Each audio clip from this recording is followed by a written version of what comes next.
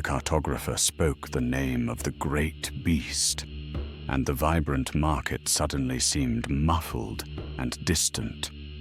Merchants shimmered like heat haze. Artifacts felt like solidified fog. The world was no longer solid beneath their touch. A tremor shook the stalls, a deep pulse that echoed from the ground to the dark, churning sea. The merchants were not made of flesh, but of mist and sea foam, their voices the sound of distant waves. Seemingly solid stone offered no resistance, melting like cool smoke. This place, they realized with dawning horror, was not real. The market's light pulsed with a slow, steady rhythm, a deep thrumming like a colossal heart beating in the sea. With every tremor from the deep, the hands of the great clock shuddered forward, counting down to an unknown end. The impossible relics, the fading merchants, the churning sea. It was all held together by a single, fragile thought.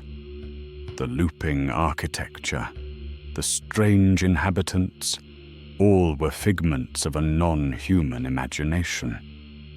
The market was the great beast's dream. As the tremors grew stronger, pieces of the market simply vanished. When the dreamer awoke, the dream would end. They looked upon the faces in the crowd, no longer seeing people, but beautiful, temporary ghosts on the edge of oblivion. At the market's edge, cobblestones unraveled into mist, a final, beautiful sight against the dark and waiting sky. A deep sadness settled in. To see so much wonder in a world that did not even know it was dying. Sorrow gave way to grim resolve. The traveler turned from the fading edge and strode toward the market's vibrant heart. The strange relics were no longer curiosities, but tools.